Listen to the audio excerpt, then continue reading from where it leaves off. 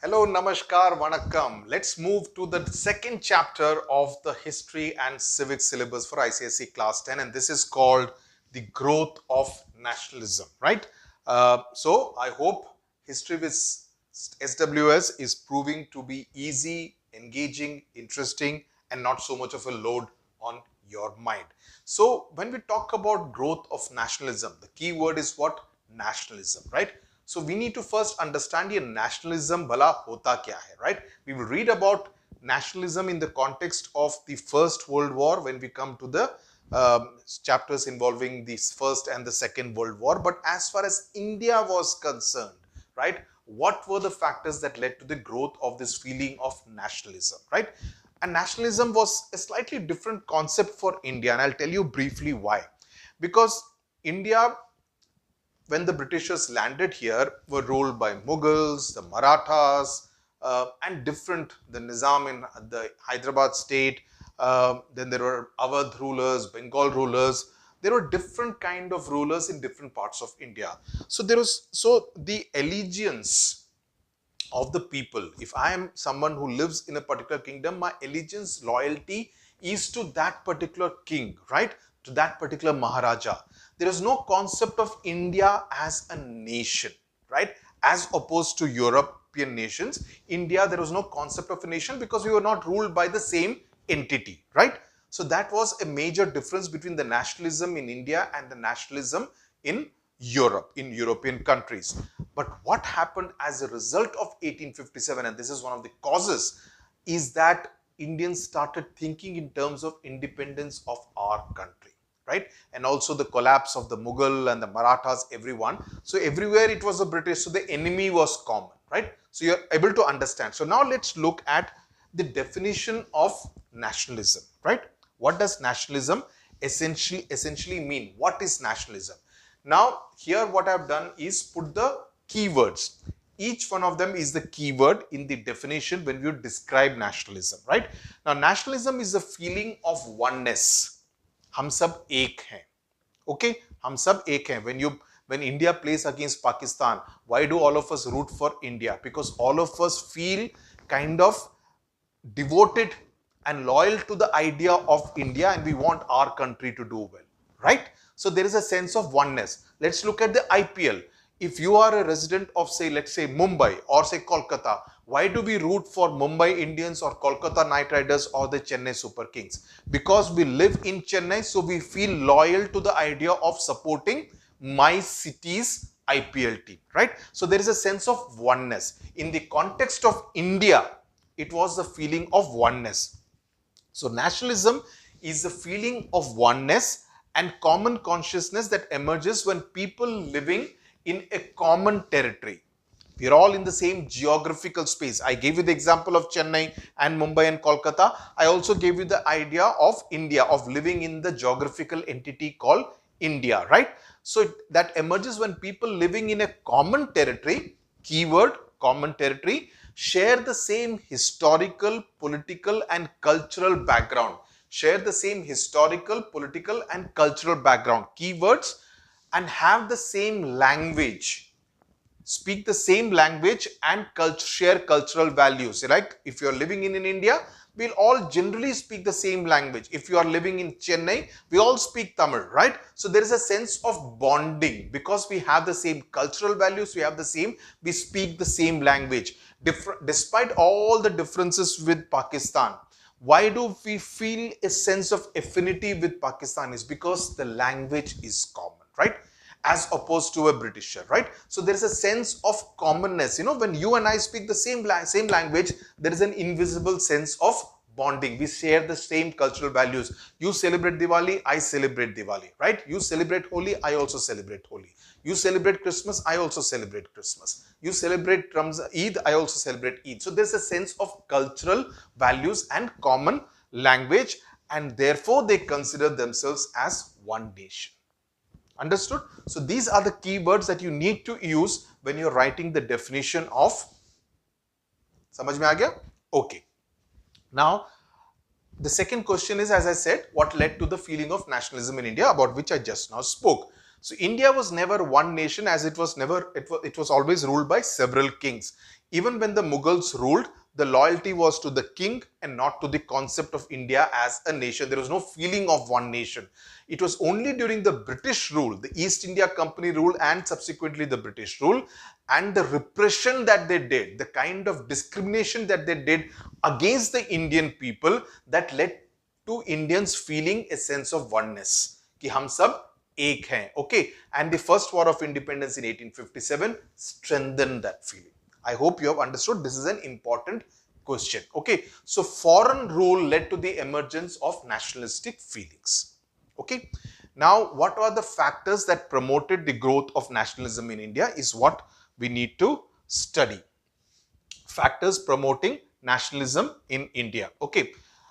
Let's first look at the economic exploitation, and this is a phrase which I've already spoke about. India became an economic colony of Great Britain. Okay, this is an important phrase. I've always told you that you need to use this particular phrase. So the economic exploitation, the first one were the peasants, because the peasants were targeted and the government took away a large part of their produce in form of revenue and taxes. I've already told you, more land revenue, more taxes which were being imposed, and the farmers were forced to grow jute, cotton, silk, indigo, what the Britishers wanted.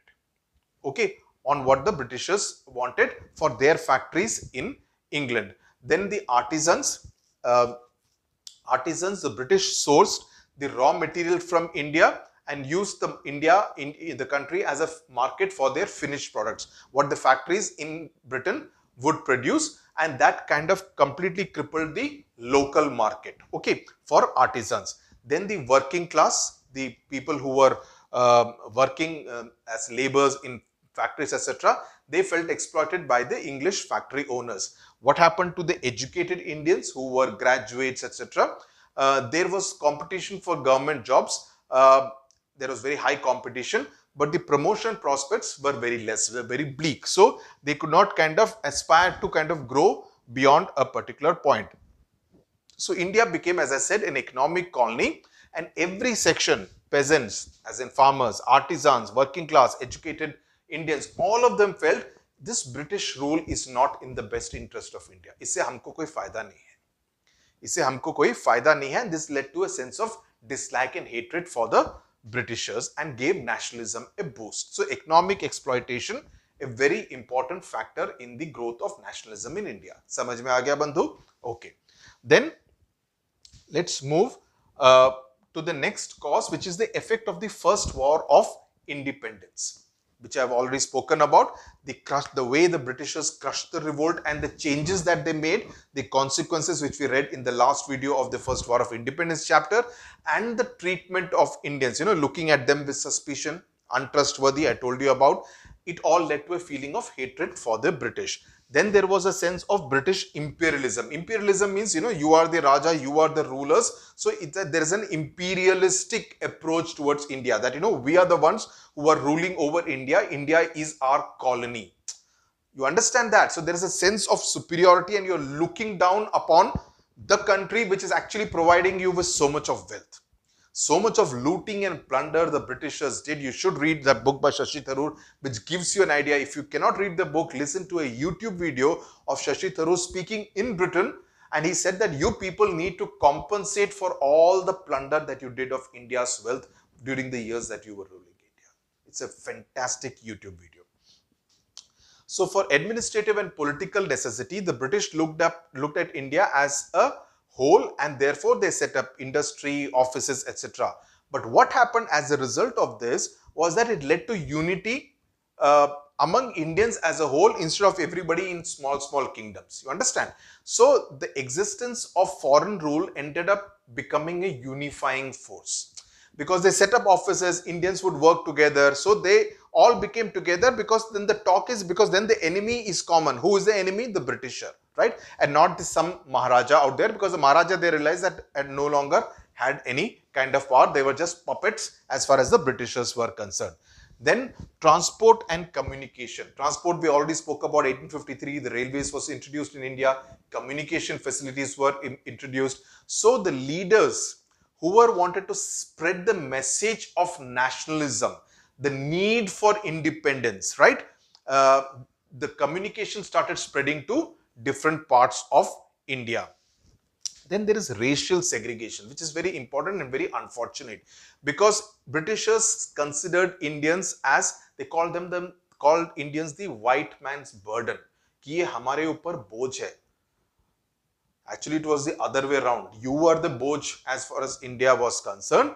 So they were denied entry into the same train compartments, into clubs, into restaurants, hotels, and exclusive areas were kind of marked. Exclusive areas were marked where only Europeans could enter and not the Indians. So in that sense, within India itself, Indians were considered as second class citizens. How insulting can that be? Okay.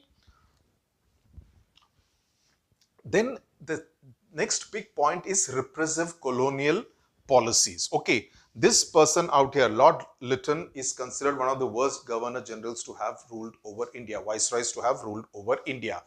The British tendency to promote their own interests was against the political, social, cultural, economic, intellectual development of India. You know, Britishers are only concerned with कि हमको इससे क्या फायदा है. Okay.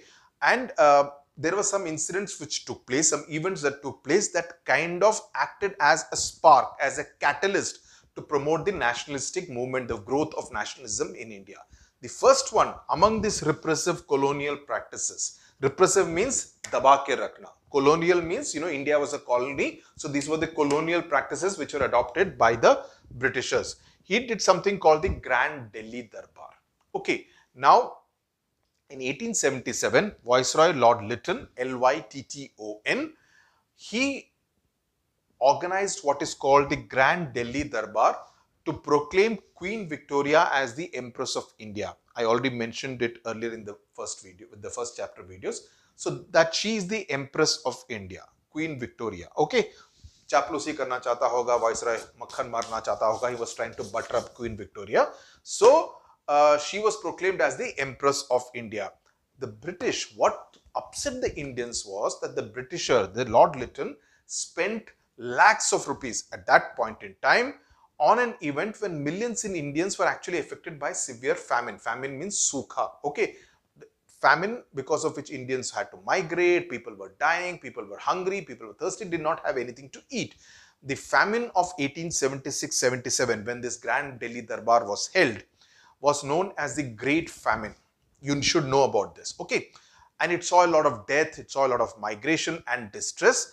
And the policies of Lord Lytton, he was the viceroy from 1870 to 1880. Thus Saal he was the viceroy. It angered a lot of Indians. So this guy was not a very popular person.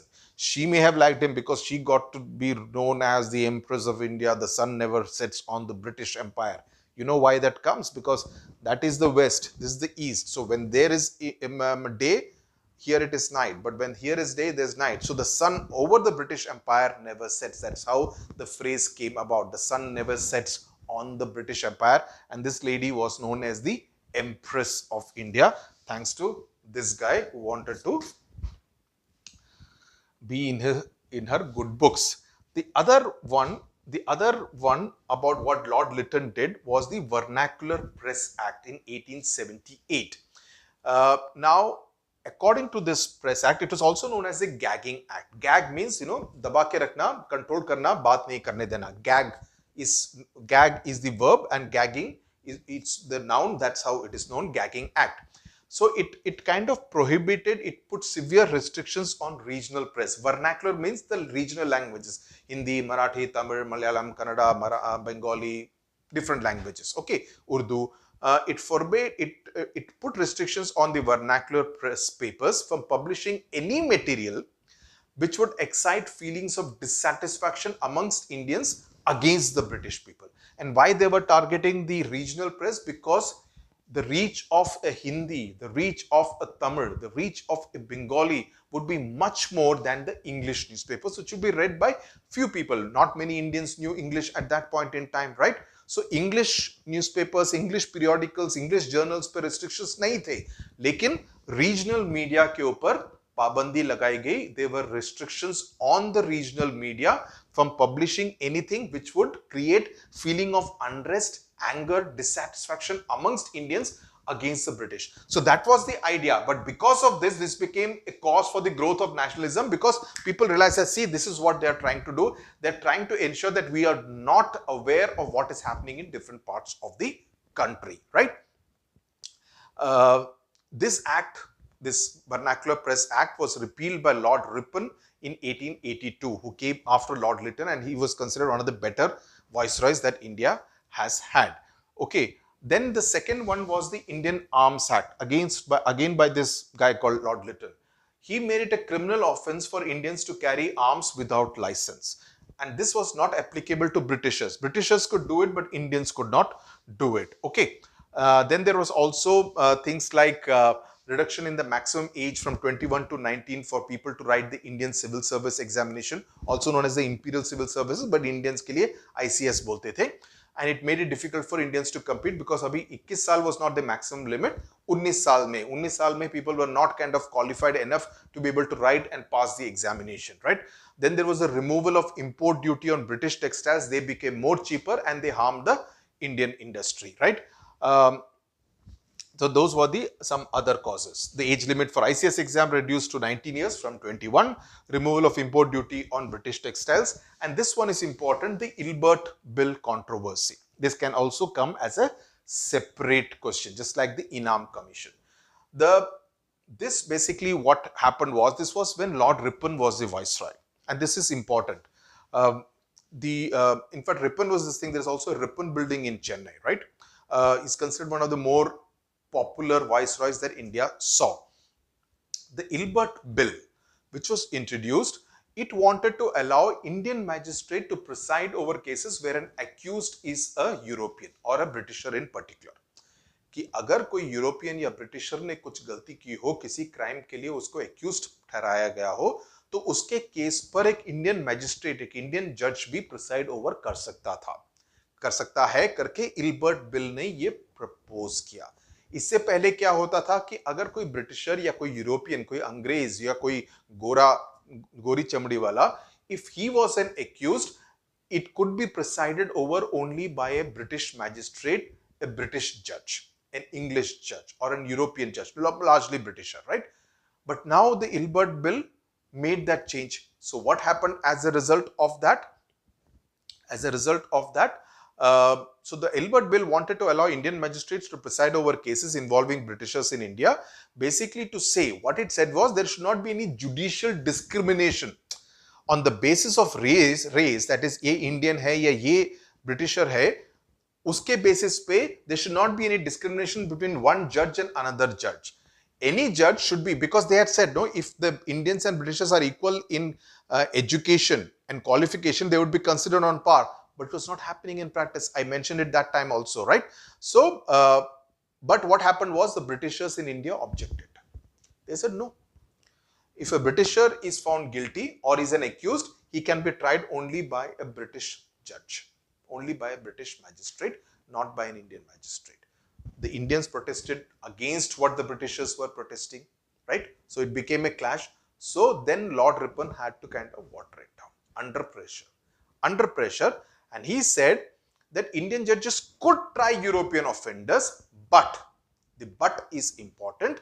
The accused will have a trial by a jury. Jury hota hai 12 members ka ek jury, which actually decides by a vote among the 12 members who votes in favor of, that decides whether the person is guilty or not and what will be the sentencing that the person will get. So the power was taken by the Indian magistrate. Indian magistrate could preside over the trial, but the power was given to the jury, and the jury could have European members also, right? So it would be decided according to that. So Indians kind of unko lag gaya ki no, is desh mein under this Britishers fair play cannot, justice and fair play cannot be expected. Okay. So that's it. So Lord Ripon was considered one of the most friendly viceroys that India had said. Among the more unpopular viceroys was this Lord Lytton, baad mein Lord Curzon, who did the partition of Bengal, about who we will read in chapter number 5. So with this we come to the end of video number 1. In video number 2 we will look at more reasons which led to the growth of nationalism in India. And in video number 3, we will learn about the Indian National Congress formation. So I'll see you now in video part 2 of the growth of nationalism chapter. Thank you very much for watching.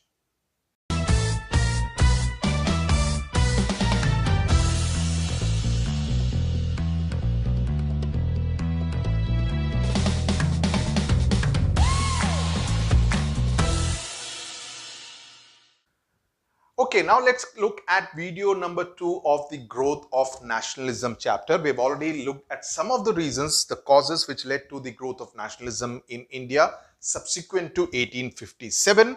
So let's move on. Nationalism India factors. Now, Western education and thought. Now that was a major reason because India got exposed to European history, and that was very important. The French Revolution, the American Revolution, it became familiar with the ideals of liberty, equality and fraternity. These are all important. You would have read that about the French Revolution. It got exposed to what happened, why the cruel English King Charles I was hanged, or why King James I was forced to leave the throne. So they became familiar with what had happened in Britain's own history, right? So exposure to European history, learning English also helped in communication. You kind of started speaking in English, that kind of started helping. They became familiar with major modern European thinkers like Voltaire, like Edmund Burke, like Thomas Paine. So all that kind of was useful as far as India is concerned. There is a quote of a British politician. Please have a look at it. It says, the new wine of Western learning went into the heads of young Indians and they got intoxicated with it, and the whole outlook underwent a revolution. That education and the awareness and the exposure to European thinking and history actually helped the educated Indians, and they would spread it amongst the other Indian population. And as I said, English as a means of communication also helped the Indians. Then there was also awareness of India's glorious past. Earlier British historians would say that, India was a dabba country before we came, and we are the ones who actually did a lot of good things to India. There were a lot of historians and thinkers who debunked these kind of British theories, saying that ye bakwas hai. India was actually, I remember in first video I spoke about the GDP under Aurangzeb in 1700 during the Mughal rule. So they debunked the British theories that Indians were never able to govern themselves, and they focused on the rich Hindu literature and civilization. So there were a lot of changes happening. Indians were becoming aware that we were not a bad country, right? Like what the Britishers were wanting us to believe. Then the other very important thing is the role of the press, because the press started gaining a lot of importance. There were newspapers like Pioneer, the Hindu, which are all existing. The Pioneer, which was published from Lucknow, and look at the different parts. The Hindu, which was published from Madras, that is today's Chennai. The Times of India, which I have written as Toy, which is published from Bombay. Statesman, which was published from Kolkata. Anand Bazar Patrika, published again from Kolkata. Tribune, published from Punjab. So you see, from different parts of the country, these major newspapers are being published. Please remember the names of all this one. This is Anand Bazar Patrika. Okay, because there's less space there, I have not put the full name. Okay. Now, what did these newspapers do? Again, it is a potential 3-mark question, so please pay attention. And you always need to these are the keywords that you need to write in those points. It developed strong national sentiment among Indians. Then it spread the message of patriotism and modern ideals of liberty, equality, freedom, etc. It helped in exchange of views and made Indians more aware of what is happening in other parts of the country. Like statesmen would also report from what is happening in South India, so they would get more aware. Times of India would report on what's happening in North, so they became more aware. So more awareness of what is happening in other parts of the country, also what is happening in other parts of the world. It helped in exchange of views. It helped in exchange of views among different people, and there was daily criticism of unjust British policies. So it helped started creating a more aware and more knowledgeable Indian population. And this was the role of the press in that sense was extremely crucial and critical in India's independence. Role of the press is an important question. So please ensure that you know these 5 points and you ensure that you use these keywords when you write those points. Okay, the keywords, what I've done is I've highlighted them in a different color in the notes so that it becomes easy for you. So when you are writing down the notes also, please underline them with a color pencil so that you know which are the keywords. Okay, then the other important factor which led to the growth of nationalism was the socio-economic, socio-religious reform movements. Now, they were an extension of Indian nationalism. The same Indian people, the same leaders who were at the forefront of Indian nationalism were also involved in socio-religious reform movements, because they believed that unless we also reform inwards, we cannot be part of a more modern and progressive country which is aspiring to be independent and completely free. So the agenda of people who were pushing Indian nationalism were also at the forefront of the reform movements. Now, the Western education was interpreted differently by these people. And we will talk about Raja Ram Mohan Roy and Jyotiba Phule in particular, right? So Western education that these people were exposed to was interpreted differently by these socio-religious reformers, right? Many people took it negatively, but these people took it as an opportunity to actually look inwards and say that we need to reform our society also. There are a few problem areas with our Hindu religion, with our Muslim religion, with Islam. So we need to reform, and focused on individual liberty. They focused on individual liberty and social equality. So they looked at things like caste system within the Hindus, dowry, the pardas within Muslims, the sati practice, which I spoke about earlier, infanticide, that you kill people, infants, and then hereditary priesthood, that only the son of a priest could become a priest. It was hereditary. It was kind of almost seen as a divine right. So all these things they actually wanted to change. So who were the prominent reformers? The first prominent reformer was Raja Ram Mohan Roy. Okay, now Raja Ram Mohan Roy is considered one of the greatest social and religious reformers of the 19th century. An extremely important figure. He can also come as a photograph. You look at this photograph, also the photograph in your textbook, because you can be asked to identify the photograph and then questions can be asked around him. So please remember that. He's known as the father of Indian Renaissance. Renaissance. Renaissance. Okay. Father of Indian Renaissance. Renaissance means a revolution for the better social, cultural, intellectual kind of a revolution. Renaissance is a word used for in that sense. He was also known as the prophet of Indian nationalism. Prophet, because prophet is someone who is like a leader, who leads by example, someone who should be emulated. So prophet of Indian nationalism. These two terms are used for Raja Ram Mohan Roy. So please remember. He founded the Brahmo Samaj in 1828. Initially, it was known as the Brahmo Sabha. Then it was changed to Brahmo Samaj in 1828, which focused on monotheism, which means worship of one God. Okay. He condemned idol worship, and Roy was against the rigidity of the caste system, and he campaigned for the abolition of sati. Okay. He also was involved in the Samvad comedy. This is a Bengali weekly journal that he brought out. Also, a Persian newspaper called Miradul Akhbar was also brought out by that. He also fought against the restrictions which were placed on the regional media. So all these things were done, and he was known as the pioneer of the political movement in India. So Raja Ram Mohan Roy, an extremely important and influential figure. And because of his efforts, William Bentinck, the Governor General of India in 1829, he passed a law to make sati practice illegal and punishable by law. Okay, so William Bentinck did that. So he's again an important 2-mark question, and Roy is credited with having sown the seeds of modern political consciousness. Okay, among all the Indian leaders, he's seen as someone who was involved in the socio-religious reform movements and also in the forefront of Indian nationalism. So in that sense, very important figure, pioneer of political movement in India. The second person who we need to know about is this person called Jyotiba Phule, Mahatma Jyotiba Phule. Now, he was an educated member of the so-called lower caste, the depressed caste in India. And his own experience made him very critical of the Hindu customs. He realized there were a lot of problems with the Hindu customs. He founded the Satya Shodhak Samaj in 1873. He also focused on education of women and widow remarriage. He also earned the title of Mahatma. You get a question on who is the other person apart from Mahatma Gandhi who was given the title of Mahatma. It was Jyotiba Phule. Okay, and that was being given in 1888 by Maharashtrian social activist called Vittal Rao Vandekar. He started the school for untouchables.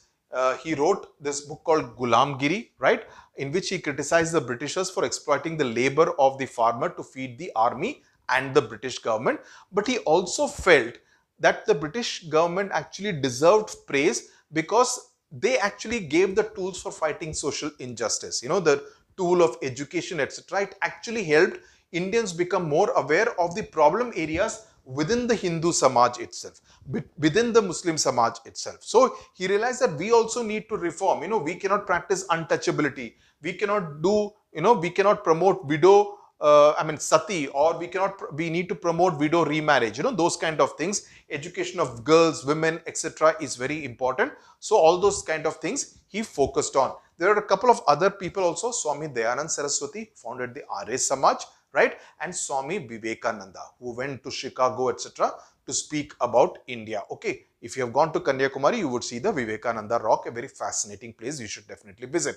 And both of them spoke about the superiority of Indian culture and civilization and against untouchability and caste system. So there is a common thread running between Raja Ramohan Roy, Jyotiba Phule, Swami Dayanand Saraswati, Swami Vivekananda, that all of them were against the Indian caste system, they were against untouchability, etc. Right? And Swami Dayanand, this is something which you should know, Swami Dayanand Saraswati, he was the first to use the word Swaraj. If you are from a DAV school, you would be familiar with Swami Dayanand Saraswati. He was the first to use the word Swaraj and raise the slogan, India for Indians. Okay, so Swami Dayanand Saraswati, baad mein Dadabhai Naroji also used Swaraj as a word during his speeches in London, but Swami Dayanand Saraswati is credited with having used the word first. Okay, so with this we come to the end of video number 2. In the last video on this particular chapter, Growth of Nationalism, we will look at the formation of the Indian National Congress, the precursors to the Indian National Congress, and what were the implications as far as India's independence movement was concerned. See you now in video part 3. Thank you very much.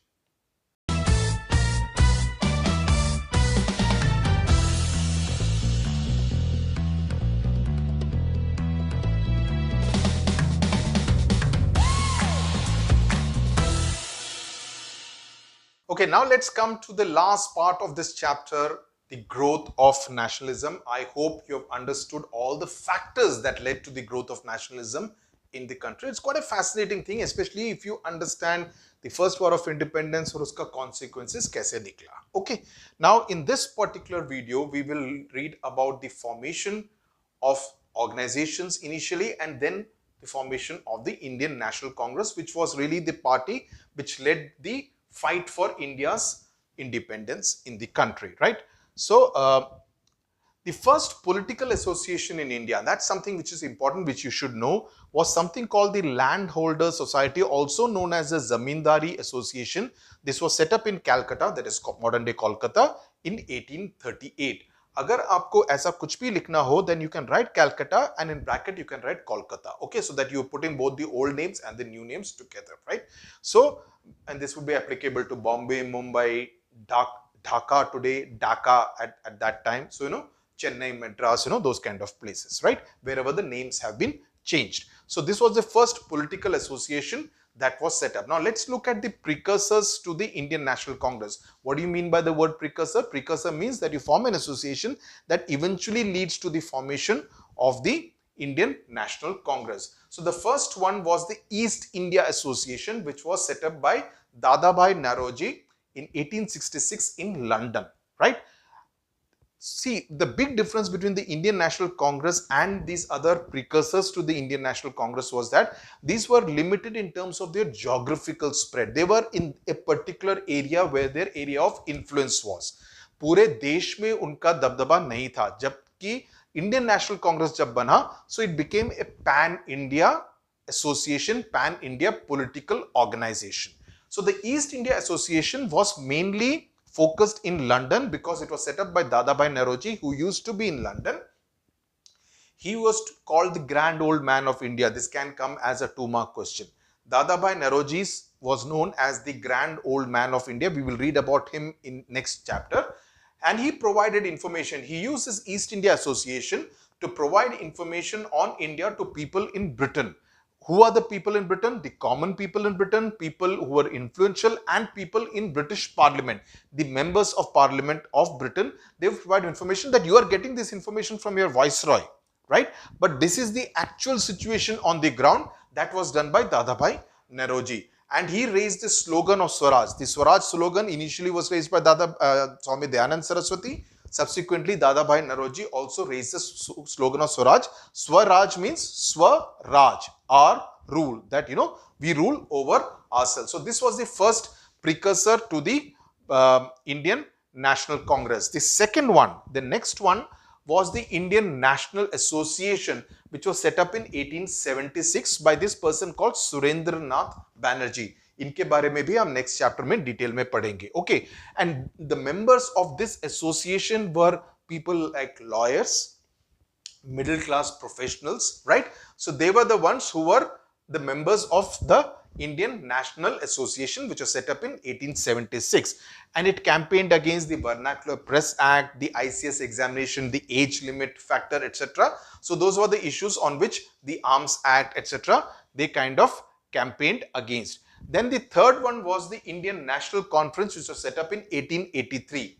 This was also set up by Surendranath Banerjee in Kolkata. So the first one was in London, the third one was in Kolkata, and Surendranath Banerjee, since he was based in Kolkata, this was also a largely geographically restricted kind of an association. It was set up in Kolkata or Calcutta. This was set up just 2 years before the formation of the INC. So in that sense, it offered a model to the Indian National Congress that you could do something like this, right? And it merged with the Indian National Congress in 1886. That is 1 year later. 1885 में उनका भी खुद का अधिवेशन, उनका भी conference हुआ था 1885 में, right? At the same time as the INC in Mumbai, यहाँ इनका कोलकाता में हुआ था December 1885 में, but subsequently after 1 year they came together and merged with the Indian National Congress. So this did not exist after 1886 के बाद. Okay, so that is something. Now let's come to the formation of the Indian National Congress. This is a photograph which is taken from the first conference in Bombay. Okay, 1885. Okay, this is an interesting, a very historically important photograph. Okay, yeah. So the Indian National Congress was formed because people felt the need for an all India organization. I just now told you about it. Then the focus on public education. This is important because they wanted to carry on the work of public education to create a broad-based freedom struggle, that everyone should be aware of the need for independence, right? So it was a broad-based freedom struggle that the Indian National Congress kept as one of their objectives, right? And here we need to talk about the main person who was involved with the formation of the Indian National Congress, which is incidentally a Britisher, Alan Octavian Hume, A.O. Hume. That's how he is known as. Okay, this person is important, again important as a photograph-based question. So please remember the face, right? So that if you are asked, identify this person, you will write this, or you can write A.O. Hume, and then you will need to talk about him in the answers. He was a retired member of the British Indian Civil Service, ICS. Okay. So in that sense, he is known as the father of the Indian National Congress because he was the one who actually played an important role in the formation of the Indian National Congress. The INC was essentially formed, at least that's how A.O. Hume felt it. He was a retired member of the Indian Civil Service. He was also a horticulturist, plants, ornithologist, birds. Okay, not important, but I'm just telling you. Okay, he wanted to set up an organization that would draw the British government's attention to the administrative drawbacks and how to rectify, because that's what he knew, that's what his strengths were. So not exactly as a political kind of thing, but his viewpoint was, we would be able to kind of engage the British government that you need to do these kind of things, whatever the problem areas are. Okay, so this was some of the objectives as far as A.O. Hume was concerned. And he wanted to help Indians to develop themselves intellectually, socially, politically, and he wrote an open letter to the graduates of the Calcutta University. And Lala Lajpat Rai actually praised A.O. Hume, saying that he had a passion for liberty and his heart bled at the sight of so much misery and poverty. And therefore, he kind of paid tribute that this was an important Britisher who actually helped the Indians. Indian National Congress was initially known as Indian National Union, and it was Dadabhai Naoroji who suggested the change in name, that let's make it INC.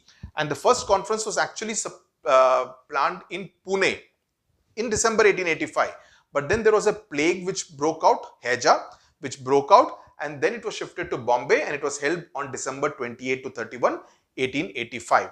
The first president, because you need to know the first two presidents of the INC, was this gentleman called W.C. Banerjee. Okay, so you please again can come as a picture photograph. Okay, the first session was attended by 72 delegates. It was the first session in Bombay, 1885, Indian National Union to INC. And Viceroy Dufferin, who was the Viceroy of India, he supported the creation of INC. And I'll tell you why he supported. You would be surprised, A.O. Hume ने support किया, Dufferin ने support किया. क्यों? Dufferin ने इसलिए support किया because he thought it will become a safety valve for popular discontent to safeguard British interests in India. कि अगर there is too much of pressure, we can use the Congress, just like you have things like the trade unions. Why do you have trade unions in private companies or in public sector companies? अगर worker के under unrest है, you cannot be going and talking to every worker on the shop floor, right? So you talk to the trade union president, trade union secretary, और उनके साथ you can get into some kind of an agreement, some kind of an understanding, right? So they felt that agar there is a lot of British discontent among the people, anger among the people against the British government, the INC can be used to kind of, take it, and then you can deal with the leaders of the Indian National Congress, right? So they thought this would be better, and therefore Viceroy Dufferin was in support of, Viceroy Lord Dufferin was in support of the formation of the Indian National Congress. So now let's look at what were the objectives of the Indian National Congress. Dadabhai Naoroji, he's the grand old man of India. He was chosen, elected as the second president of the INC at the second session, which was held in 1886 in Calcutta. So please remember W.C. Banerjee and Dadabhai Naoroji. This is how Banerjee looks. This is how Naoroji looks. Naoroji, Calcutta, first one, Bombay. Please remember, don't get confused. This is part of the syllabus. So what were the objectives of the INC? They wanted friendly relations between nationalistic political workers from different parts of India, right? Then they wanted to develop feelings of national unity. See the focus on nation building, nationalistic kind of feelings, irrespective of whether you are a Hindu, Muslim, irrespective of your caste, color, province, etc., which part of India you come from. Then they wanted to present the demands before the government. Whatever were the popular demands of the people, they wanted to present it before the British government. They wanted to organize public opinion, that we need freedom for India, so we need to kind of organize public opinion. So there is pressure which can be brought upon the British government. So that was what was done by the Indian National Congress. So with this we come to the end of the second chapter in your history syllabus. 1857, First War of Independence and the growth of nationalism. Now we will get into the first and the second phase of the national movement in subsequent chapters. Please go through the notes so that all this is very clear. Write it in your own handwriting so that it becomes easier for you to revise subsequently. Thank you very much.